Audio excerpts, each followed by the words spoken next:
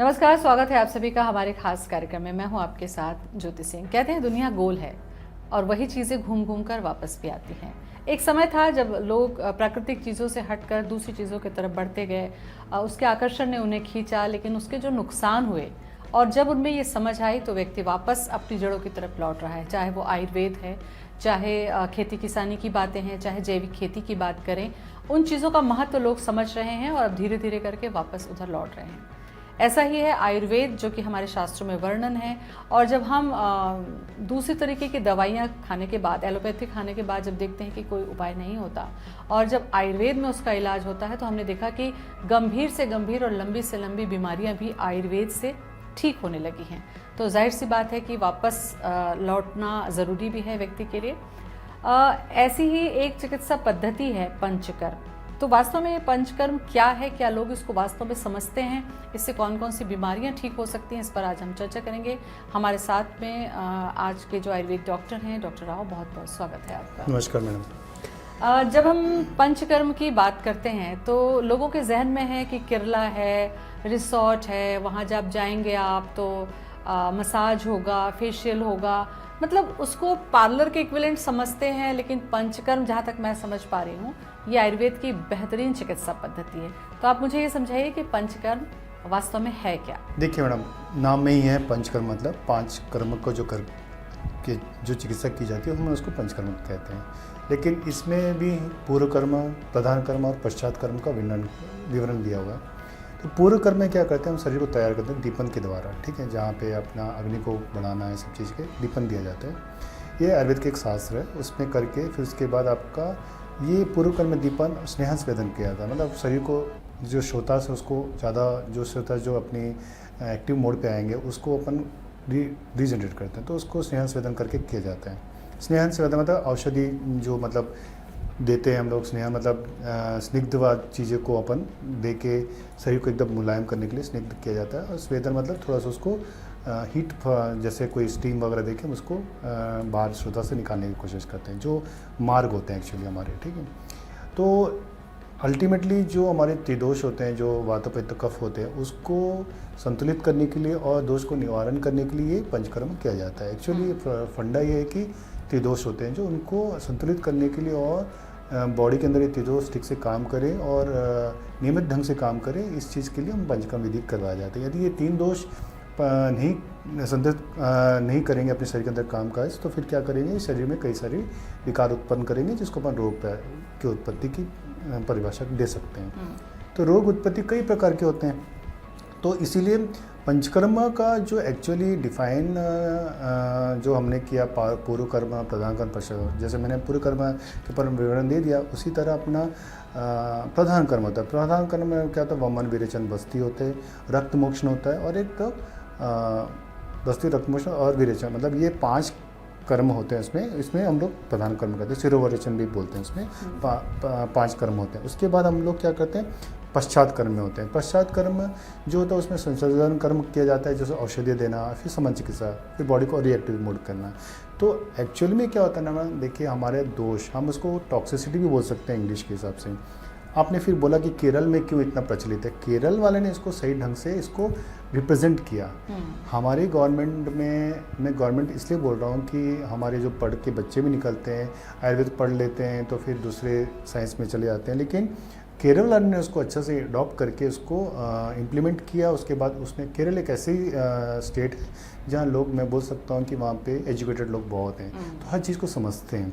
तो वहाँ के लोगों ने इसको एक्चुअली, देखिए आयुर्वेद का जो ये सिद्धांत है 3000-5000 पूर्व से आया हुआ है, ठीक है। अर्थात जो ऋषि मुनियों के द्वारा ये शोध किया हुआ द्वारा ये साइंस है।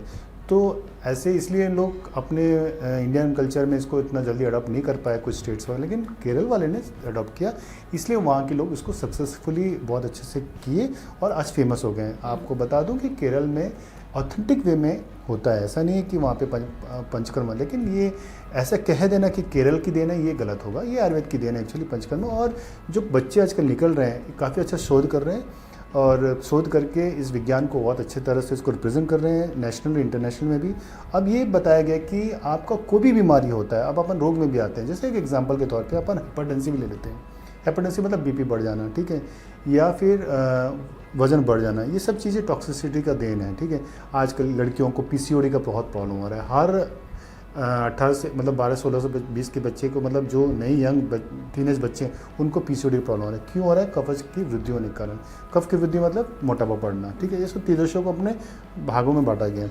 तो इसी तरह हम ऋतुचर्या के हिसाब से भी हम पंचकर्मा को शोधन क्रिया में करते हैं। जैसे कि बसंत ऋतु में हम क्या करते हैं कि कफ की वृद्धि होती है, तो उसमें अपना वमन कराते हैं, ठीक है। फिर उसके बाद अपन क्या कराते हैं कि शरद ऋतु में हम लोग पित्त की प्रकोप होता है, तो उसमें हम लोग फिर क्या कराते हैं? विरेचन कराते हैं।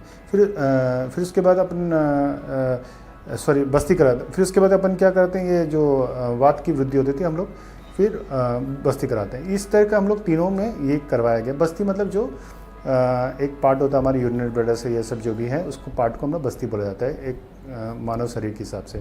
तो बस्ती देना मतलब दो प्रकार से होता है। एक होता है एक काढ़ा के द्वारा बस्ती देना, एक होता है तेल के द्वारा बस्ती देना। ये एक औषधि अपन जो मार्ग होते हैं मुंह के द्वारा या कोई भी मार्ग होते हैं वायु मार्ग में, उसके द्वारा ये बस्ती दिया जाता है। तो इस तरह से हम लोग पंचकर्म का इलाज करते हैं। तो एक्चुअली क्या है, पंचकर्मा का मेन उद्देश्य होता है कि जो शरीर के अंदर दोष होते हैं उसको निकालना। जब तक दोष नहीं निकलेगा तो रोग की आप ख़त्म करने का इस मतलब आसान तरीका नहीं होता। तो रोग को निकालने के लिए, रोग को ख़त्म करने के लिए दोष जब तक बैठेगा शरीर के अंदर, उसका सही समाधान क्या करें तो पंचकर्मा है। पंचकर्मा करने के बाद यदि आप कोई प्रधान चिकित्सा में जाओगे तो रिजल्ट अच्छे देखने को मिलते हैं। इसलिए हर अगर डॉक्टर पंचकर्मा करवाता है। बिल्कुल। बहुत ही डिटेल में आपने राजेश को बताया आपने कि पंचकर्म क्या है और कैसे काम करता है शरीर में। सवाल ये होता है कि जब हमें कोई तकलीफ होती है, चाहे घुटने में दर्द है या फीवर है या बीपी है, ऐसे जब हमारे पास में कोई समस्या होती है और हम डॉक्टर के पास जाते हैं तो स्पेसिफिक उसकी दवा दे दी जाती है और उसमें आराम मिलता है। पंचकर्म जब आप करते हैं तो आपको लगता है कि कौन सी ऐसी बीमारी है मनुष्य के अंदर में जिसमें पंचकर्मा बहुत अच्छा फायदा करती है, या फिर कोई बीमारी लेकर आपके पास पहुंचता है तो क्या उसके लिए आप पंचकर्म सजेस्ट करते हैं, उसमें फायदा होता है? देखिए, हम आपको एक एग्जांपल के तौर पे गठिया वात हो गया है, वात रोग हो गए, इसमें अच्छा वर्णन है आमा का। हमारा आमा मतलब अपचक चीज़ें जो हमारे शरीर के अंदर रह जाती है, हमारे आयुर्वेद के हिसाब से एक स्थान बनाया गया है, वात स्थान, नीचे अपान वायु का स्थान होता है। तो इंटेस्टाइन्स के पार्ट को आप समझ सकते हैं मॉडर्न साइंस में, ठीक है। तो उस पार्ट में यदि आपका अपचक चीज़ें, जैसे आप रात को कुछ खाए हैं, कल पहले के दिन कुछ खाए हैं, कुछ चीज़ें जो पच नहीं रही वो खा के आप बैठे हैं, शरीर के अंदर रह गया होगा, तो अपचक चीज़ें रहने के कारण क्या होता है, वातदोष होने का, प्रकोप होने का चांसेस होता है। उसमें उस कंडीशन में हम लोग विरेचन वस्तुएं देते हैं। विरेचक हम लोग इसमें आयुर्वेद में वर्णन है कि विरेचक देना चाहिए, औषधियाँ देना चाहिए। विरेचक मीन जो अपचक चीज़ों को निकाल सके, ठीक है। तो अपचक चीज़ें रहेंगी तो जॉइंट्स में आमा जनरेट करेगा। हर जॉइंट्स में आपको नी जॉइंट होगा या कोई भी जॉइंट्स है, तो आपको देखना ना, कोई भी पेशेंट जब तक उसको पेट बाहर निकलना, उसको इंडाइजेशन की प्रॉब्लम होता है, ऐसे लोगों को आप देख सकते हो कि वात रोगों का होना बहुत मतलब निश्चय माना गया है। क्योंकि ये मॉडर्न साइंस में जाओ तो ऑटो इम्यून डिजीज बोल देते हैं और कोई डिजीज़ नहीं बोलते हैं इसमें, लेकिन आयुर्वेद में इसको आमा बोला गया। आमा जब तक आपके शरीर में रहेगा, आमा मतलब अपच चीज़ें जो आप पचा नहीं पाए, शरीर के अंदर रह गए, वो चीज़ें आपको अपच रह के वो आपको दोष में, आपको वात दोष को प्रकोप करता है। इस कारण क्या होता है कि जितने भी जॉइंट्स होते हैं, जितने भी, वो आमा रहने के कारण आपको पूरे शरीर में एक आमा उत्पत्ति होने के कारण आपको पूरा एक स्टिफनेस पैदा करता है शरीर के अंदर, बोन्स के अंदर, मसल्स के अंदर। उसको निकालना अब कैसा है, तो उसको निकालना आयुर्वेद के द्वारा, मेडिसिन से तो संभव नहीं है, एलोपैथी के द्वारा तो स्टेरॉइड्स देते हैं। तो आयुर्वेद में ऐसा साइंस है कि आयुर्वेद में क्या है कि इसमें हमारे पास है पंचकर्मा, जहाँ हम लोग पूरे 5 विधियाँ करवाते हैं। पहले पूर्व कर्म करवाते हैं, फिर प्रधान कर्म करवाते हैं, फिर पश्चात कर्म करवा कर हम पंचकर्म का विधि को अपना कर जो आमा जो बैठा हुआ है शरीर के अंदर उसको निकालते हैं। उसको निकालने के बाद हम औषधि देते हैं। देखिए, फिर वही तर्क है, यदि आप सीधा डायरेक्ट दवाई दोगे तो आपका आमा नहीं निकलेगा, तो वात का दोष कितना भी आप दवाई खा लो, मतलब जड़ से बीमारी निकालने नहीं खत्म कर पाएंगे। आजकल जैसे मैं सोशल साइंस में कई लोग बोल देते हैं ये दवाई खा लो ठीक हो जाएगा, वो खा लो ठीक। ये बिल्कुल वर्णन है, थीसिस प्रेजेंटेशन है, बच्चे कर रहे हैं कि जब तक आमा नहीं निकलेगा शरीर के अंदर से, तो याद रखिएगा कोई वात रोग उसका कभी ठीक नहीं होगा। आमा को निकालने के लिए सबसे अच्छा थेरेपी है पंचकर्मा थेरेपी। पंचकर्मा करवाना चाहिए। इसमें क्या होता है, डिटॉक्सिफिकेशन होता है और दूसरा रीजनरेशन होती है बॉडी के अंदर। बॉडी एक नया तरोताज़ा, आप खुद सोच लीजिए, गाड़ी में जब ओवरऑलिंग कराते हैं, सिंपल प्रोसेस है, तो गाड़ी एकदम नया चलने टाइप की लगती है। तो इसी जब गाड़ी का सर्विसिंग करा सकते हैं तो अपने शरीर का सर्विसिंग क्यों नहीं करा सकते? एक तरीके से पंचकर्मा को समझें तो हम सर्विसिंग ये है कि आपका शरीर का जो अंदरूनी भाग है वो पूरी तरीके से साफ हो जाता है, जिसे आप इंग्लिश में डिटॉक्सिफिकेशन भी कह लें। तो ये महत्वपूर्ण काम है। इम्यूनिटी भी जनरेट करता है। दूसरा फिर क्या, बॉडी आप मॉडर्न साइंस में इम्यूनिटी देने के लिए देते हैं, कई से दवाई देते हैं, लेकिन हम इससे क्या होता है, रीजनरेट होती है बॉडी, तो इम्यूनिटी और अच्छे जनरेट होती है। आपको मैं क्लियर कर सकता हूँ इस बात का, बहुत सारे आजकल चलते हैं, ये बोल देते हैं कि आप ये कराओगे तो वो ठीक हो जाएगा, कैंसर ठीक हो जाएगा, लेकिन मैडम ये एक माध्यम है पंचकर्मा। यदि पंचकर्मा कराएगा तो मेरा ऐसा शोध है, मैं भी 25 साल से काम कर रहा हूँ अपने क्षेत्र पे, तो मैंने देखा है अच्छे रिजल्ट। मैं आपको बता दूँ, अभी कुछ दिनों से मैं काम कर रहा हूँ, बच्चे जो जिनको पीसीओडी के बच्चे नहीं हो रहे, हम पंचकर्मा विधि करवा के उनको बच्चे करवा रहे हैं। तो मैडम कुछ तो है साइंस में। ऑटो हार्मोन्स भी से रीजनरेट करते हैं, बॉडी में नया तरीके से शरीर उत्पन्न करता है। तो पंचकर्मा इस तो मैं तो बोलता हूँ मैं तो सरकार से दुआ मतलब वो करूँगा कि रिक्वेस्ट करूँगा कि पंचकर्मा जैसे स्वास्थ्य में को एक कंपलसरी कर देना चाहिए हर घर में कि करवाना चाहिए करके, और इसके लिए जो हो सके सरकार और वे डॉक्टर्स को जो दे सके बेनिफिट्स वो देना चाहिए, ताकि हर मरीज आ सके उनके क्षेत्र में आयुर्वेद चिकित्सक के पास और ये पंचकर्मा करवाएं। थोड़ा कॉस्टली पड़ता है, इसलिए सरकार को थोड़ा इसके बारे में सोचना पड़ेगा कि क्या दे सके, कि मनी बेस भी मेन इम्पोर्टेंट। अच्छा, कॉस्टली आपने कहा है तो मतलब इसकी जो लागत है वो क्यों इतनी महंगी है? क्या इसके पीछे जो जड़ी बूटियां हैं वो बहुत ज़्यादा महंगी होती है मैडम? तेल बहुत महंगे होती है। एक पीछे के ये मैं आपको बताता हूँ, पंचकर्मा यदि करवाने जाए एक पर्सन, तो उसके पीछे मैं क्लियर बताता रहा हूँ, एक दिन का खर्चा 3 से 3.5 हज़ार का खर्चा हो सकता है, 5 हज़ार भी जा सकता है मैडम। यदि वो बहुत सारी पद्धतियाँ होती है, मैंने आपको बताया दीपन पाचन में उतना तकलीफ नहीं होती, लेकिन प्रधान कर्मा में आप जाओगे, शिरोधारा कराओगे तो वो 15 से 2 हज़ार रुपये का होता है। उसमें ऑयल 1.5 से 2 लीटर चले आता है। बेचारा कमाएगा क्या, फिर क्या करेगा? आयुर्वेद में ऐसे वर्णन है कि अच्छा, ये जो ऑयल यूज होता है किसी व्यक्ति में, वो फिर दोबारा रीयूज होता है या वो नहीं मैडम, रीयूज में तो वेस्ट हो जाता है मैडम, वो वेस्ट होता है, इसीलिए इसमें इतना महंगा पड़ता है। एक तो मैडम पंचकर्मा का जो ऑयल होता है ना, जैसे कोई भी धनवंतरम ऑयल होता है, शेर वाला, ये सब ऑयल्स जो हम यूज़ करते हैं, ये मैडम बहुत रॉ मटेरियल से बनते हैं और दूध का उपयोग किया जाता है, सब चीज़ मतलब बहुत ऑथेंटिक, इसको फर्मेंटेशन करके बनाया जाना, फिर उसका तेल भी बनाना। अच्छा, कई जगह चित्रों में और वीडियो में जब आपसे इंटरव्यू कर रहे हैं उसके पहले मैंने देखा था कि पंचकर्मा के दौरान सिर पर तेल की धारा गिराई जा रही है, सिरोधारा बोलते हैं, या पेट में कुछ मिट्टी ऐसा कुछ लगाया जा रहा है, तो क्या सिर में तेल की धार से कुछ फर्क पड़ता है या ये प्रोसेस है, क्या क्या लाभ होता है? देखिए मैडम, मैंने आपको बताया कि प्रधान कर्म होते हैं हमारे पंचकर्मा के, जो सिरोधारा मतलब सिरोवस्थी बोलते हैं, तो ये सिरोधारा मतलब, और उसमें क्या होता है कि नश्य कि कैसे होता है कि मैं देखिए नर्वस सप्लाई बहुत बड़ा इंपॉर्टेंट पार्ट रोल प्ले करता है हमारे शरीर के अंदर। तो किसी को माइग्रेन हुआ, रिलैक्सेशन चाहिए, जिससे किसी को हाइपरटेंसिव बीपी बढ़ा हुआ है, तो बीपी बढ़ता है क्यों है? क्योंकि स्ट्रेस के कारण है ना। स्ट्रेस आता कहाँ से? हमारे कुछ दोष प्रकोप कर रहा है, तो हमारा कफज का मतलब स्थान माना गया इसको। तो उसके लिए कि आपको थोड़ा सा, यदि आप अनिद्रा है, ठीक से नहीं हो पा रहा है कुछ, उसको रिलैक्सेशन देने के लिए आपके पास औषधियाँ हैं बहुत सारे, लेकिन आप नेचुरल में जाना चाहते हो, then it is well and good कि आप सिरोधारा कराइए। तो सिरोधारा का आप 5 से 10 सेशन कराएंगे तो मैं एज ए प्रूवन दे सकता हूँ कि इसमें कि आपको रिलैक्सेशन और हाइपरटेंसिव और बीपी जो है नॉर्मल कंडीशन में। कैसा फीडबैक मिलता है? 25 साल से आप इस विधा से जुड़े हुए हैं, राज्य सरकार द्वारा पुरस्कार भी प्राप्त हैं आप अपने रिसर्च और दूसरी चीज़ों को लेकर।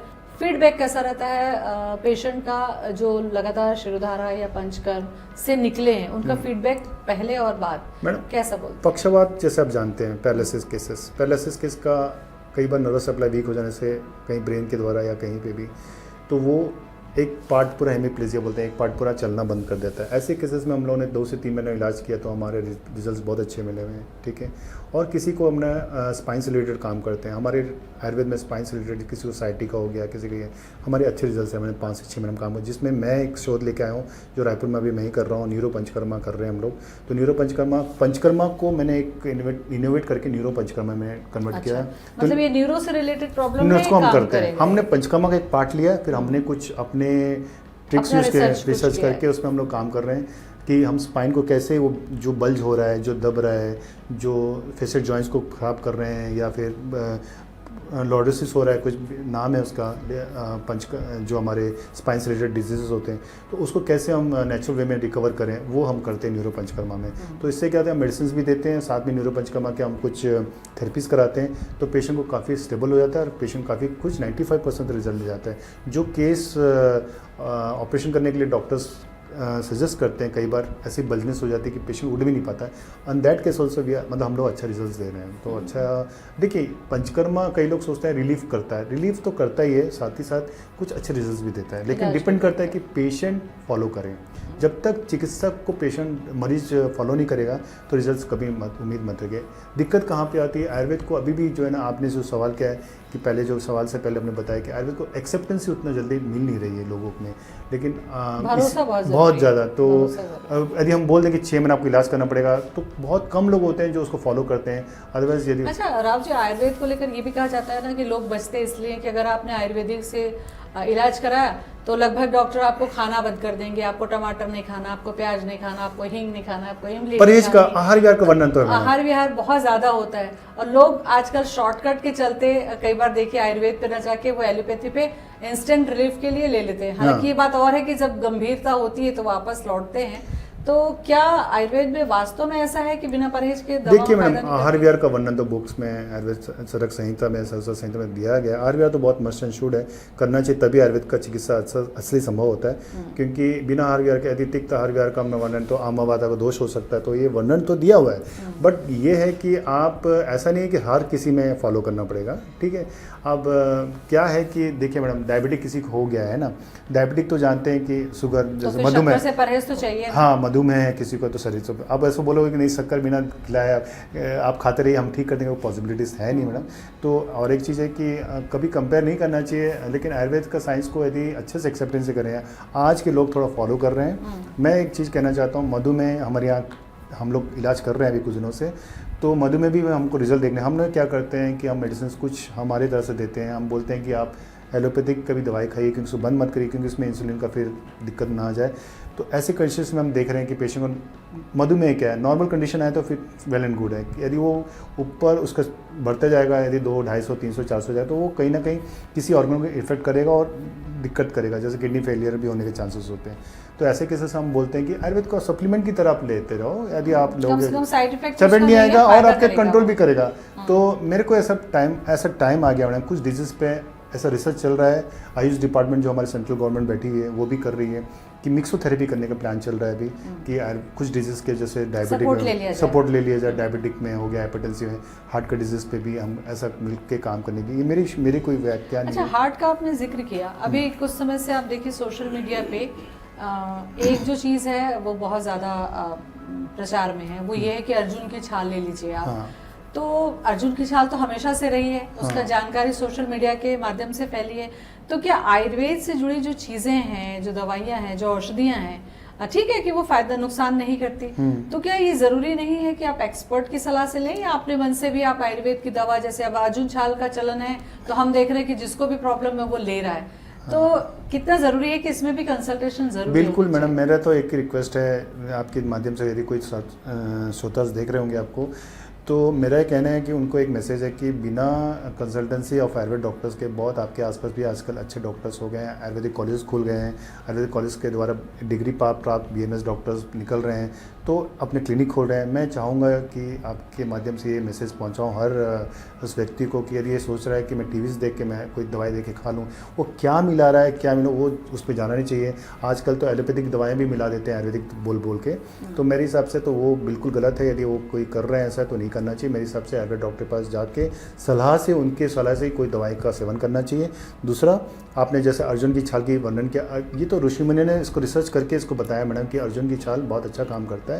तो मैडम देखिए, हाइपरटेंसिव होता है कि रक्तचाप बढ़ जाना, तो वो ऐसा प्रिवेंटिव मेडिसिन है कि वो ब्लड की सर्कुलेशन को थोड़ा इंप्रूव करता है और बहुत पतला करके, बहुत जो हार्ट की डिजीज़ को, मतलब हार्ट को एक प्रोटेक्ट करता है। तो मैं ये नहीं बोलूँगा कि बिल्कुल उससे ठीक हो जाएगा, लेकिन एक प्रोटेक्ट तो बहुत इंपॉर्टेंट है। हमारा आयुर्वेद क्या बोलते हैं, सपोर्ट करता है। आयुर्वेद सपोर्टिव चीज़ है। आपके जड़ बोल देते हैं ना, आयुर्वेद में सबसे बढ़िया रूट संप्राप्ति में जाती है हमारी साइंस। क्या है ना, कहाँ से उत्पत्ति हो रही, कहाँ इसकी निदान कर सकते हैं अपन, संप्राप्ति बोलते हैं हम उसको, वहाँ तक जाके उसको इलाज किया जाता है। आयुर्वेद का साइंस यही साइंस है। अच्छा, पंचकर्म में जैसा कि मैंने शिरोधारा बोला, आपने विरेचन बोला और बस्ती भी बोला, एक मसाज का भी एक जिक्र है।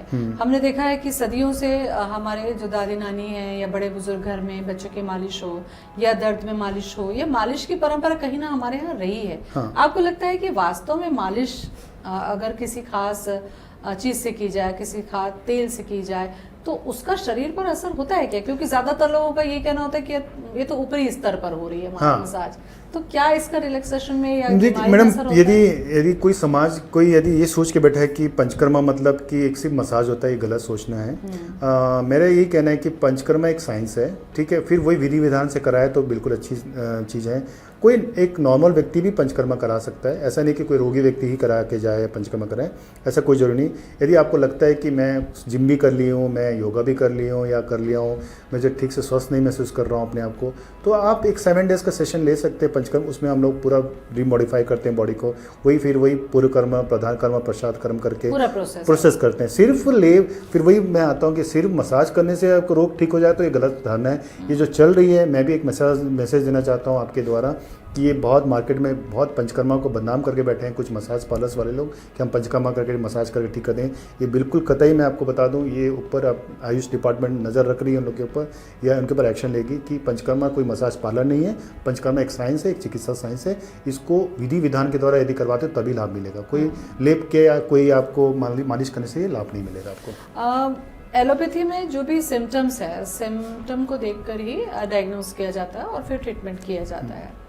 जब आयुर्वेद की हम बात करते हैं तो यहाँ पर नाड़ी से वात कफ पित्त को आप देखते हैं, उसकी प्रवृत्ति के आधार पर उसके साथ प्रकृति के हिसाब से आप उसकी दवा या औषधि देते हैं, ऋतुचर्या के हिसाब से इलाज करते हैं। तो ये जो पंचकर्मा है, इसके लिए क्या कोई एज लिमिट है या जो तीनों दोष हैं उसके अकॉर्डिंग आप लोगों के पंचकर्मा का जो मेथड है वो बदलता है?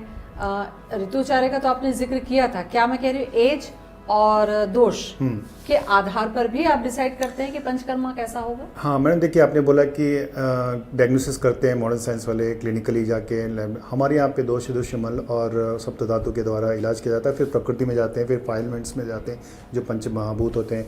तो पूरी प्रकृति के ऊपर निर्भर है हमारी। जैसे ना फिर मैंने आपको बताया ऋतुचर्या के हिसाब से भी इलाज किया जाता है। तो ऋतुचर्या में जैसे हमने बताया कि वाकई में आप अनुभव करना है इस चीज़ के बारे में कि बसंत ऋतु के टाइम में कफज का प्रकोप होता है। काफ़ी जो कफ जिसको काफ़ी क्रॉनिक डिजीज़ है, लंग्स का प्रॉब्लम है, तो उनको दिक्कत करता है। तो ऐसे केसेस में हमने आपको वमन का मतलब पंचकर्मा एक पार्ट यूज़ करते हैं तो काफ़ी अच्छा रिजल्ट मिलता है। जब कफ पूरा निकाल देते हैं तो उसका भाई रिलीफ होता है उसका। उसी तरह हमारा पित्त दोष में जैसे किसी को प्रकोप होता है तो विरेचन कराते हैं हम लोग। तो पित्त दोष में विरेचन कराना मतलब पित्त का प्रकोप होता है उस टाइम में, जब ये कब होती है, शरद ऋतु में होती है, शरद में तो पित्त का प्रकोप होता है। तो ऐसे करके हमने ऐसा साइंस बनाया गया प्रकृति के हिसाब से। तो मैडम देखिए, प्रकृति ही है तब हमारे साइंस है और हमारे शरीर है। यदि प्रकृति नहीं थी हमारे शरीर भी नहीं है। मतलब आप नेचर के साथ बैलेंस करके चलते हैं। यदि 5 मिनट्स बनी है तो हमारे शरीर को भी, जैसे वात पित्त कफ में भी 5 मिनट्स को सिमिलैरिटीज दिया गया है। तो ऐसा नहीं है मैडम कि तीनों दोष है। यदि मैं वही बताना चाह रहा हूँ कि यदि पंचकर्मा को सही तरीके से निर्देश के साथ पालन करे, आयुर्वेद को पालन करे, तो मुझे ऐसा लगता है कि आने वाले कल में यदि हर व्यक्ति स्वस्थ रहना चाहता है तो पंचकर्म का उपयोग करे और आयुर्वेद का उपयोग करके मुझे नहीं लगता कि कोई आजकल जैसे कैंसर जैसे भी बीमारियां बहुत फैलती जा रही है, तो इस सब बीमारी से बचना है, एक गंभीर बीमारी से बचना है तो आपको पंचकर्म में तो आना पड़ेगा। पंचकर्म कराने के बाद में पश्चात का जिक्र आपने किया ही है, तो पंचकर्म कराने के बाद में क्या कुछ रूल रेगुलेशन है या जो हमारी दैनिक दिनचर्या है उसके लिए कुछ गाइडलाइन आप लोग बताते हैं, उसका पालन हमें करना पड़ता है? ये आप बताइए। यदि पंचकर्मा करवाते हैं तो उसके बाद संसर्जन कर्म करवाते हैं, वो समन चिकित्सा कराते हैं। संसर्जन का मतलब ऐसी औषधियाँ देते हैं जहाँ पे आपकी बल फिर मिले आपको, जो अपने पंचकर्म के द्वारा अपने थोड़ा सा निकाले हमने दोष, तो फिर से बल मिले आपको, फिर एक समन चिकित्सा करते हैं। समन चिकित्सा उनके लिए किया जाता है जो रोग जिसके कारण है उसको दिया जाता है। बाकी कुछ ऐसे औषधियाँ जो रासायनिक औषधियाँ देते हैं जो बल पूरा फिर शरीर को फिर से रीजनरेट करवा पाए उस बॉडी को। तो इसलिए पंचकर्मा करने के बाद कुछ दिन मेडिसिन देते, बाकी नहीं। मेरे हिसाब से मेरा ये सोचना है और मैं जो कर रहा हूँ अपने जीवन 25 सालों से, तो मुझे ऐसा लगता है कि हर इंसान को एक दैनिक जीवन में साल भर में कम से कम 2 या 3 बार तो पंचकर्मा कराना चाहिए, कम से कम 7 यही मैं पूछने वाली थी आपसे कि ये तो हम रोगों की बात कर रहे हैं, कुछ बैलेंस नहीं है या गंभीर बीमारी है, लेकिन एक स्वस्थ व्यक्ति क्या पंचकर्म करा सकता है? और अगर स्वस्थ व्यक्ति पंचकर्म कराता है तो उसके जीवन में किस तरीके के बदलाव आते हैं? देखिए मैडम, एक एज होता है, एक युवावस्था, फिर वृद्धावस्था, इस अवस्था में हमने बांटा गया है। तो अब वृद्धावस्था में ऐसा नहीं कि नहीं कर सकते, कराना चाहिए, या युवावस्था नहीं कराना चाहिए। देखिए सभी अवस्था में कराना चाहिए पंचकर्मा को। लेकिन यदि आप चाहते हो कि अंदर से आपको कोई रोग ना उत्पत्ति हो, या कोई आपको मान लो एक एग्जांपल के तौर पे आपको बहुत इम्यूनिटी बहुत अच्छा नहीं है आपका, है ना, फिर आपको सर्दी खांसी जल्दी पकड़ रहा है, बुखार जाता है, ऐसे लोगों को जरूर कराना चाहिए। इम्यूनिटी डेवलप करने के लिए पंचकर्मा कराना चाहिए, ठीक है। फिर आते हैं, फिर वो तो रोग की बात होगी, जो निरोगी है, जो मतलब रोग नहीं है जिसको, उसको भी करा सकते हैं, क्योंकि उसकी इम्यूनिटी इतनी अच्छी डेवलप हो जाएगी बॉडी के अंदर कि वो कहीं पे भी इम्यूनिटी मतलब बॉडी फॉरेन बॉडी से इतना जनरेट कर लेगा अपने बॉडी के अंदर कि मतलब जो भी एंटीबॉडीज कितना जनरेट कर लेगा कि फॉरेन बॉडीज को आने नहीं देगा। एंटीबॉडीज इतना अंदर जनरेट कर लेगा कि अटैक होने नहीं देगा, तो फॉरेन बॉडीज को अंदर आने नहीं देगा। तो ये फॉरेन बॉडीज ही तो हमारे दोष है मैडम, तो जो आके हमारे अंदर बैठ रहे हैं, जो एंटीबॉडीज को वीक कर रहे हैं, जो इम्यूनिटी को वीक काम करते हैं मैडम। राज जी, किसी भी चीज़ का जब प्रचार होता है तो साथ साथ में कुछ साइड इफेक्ट भी होते हैं।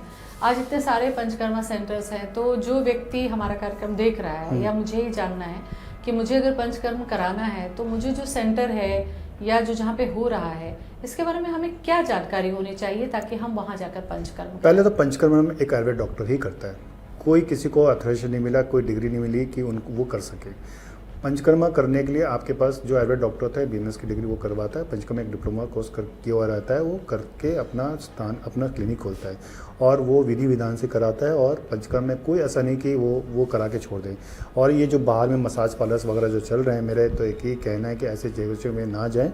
जो बोलते हैं कि पंचकर्मा करवाते हैं हम लोग, ठीक करते हैं, वो बिल्कुल गुमराह करने वाली बात आती है। जो व्यक्ति जानकार होता है, जो ऑथेंटिक डॉक्टर होता है, वो आयुर्वेद डॉक्टर होता है, वो पंचकर्मा के बारे में ज़्यादा जानता है। और मैं चाहूँगा कि आप उस संस्थान में जाके अच्छा से, जहाँ लगे कि आपका ऑथेंटिक है और सही है डॉक्टर, वो पूरा आपको पहली बात पंचकर्मा करने से पहले आपको पूरा राइटअप करेगा।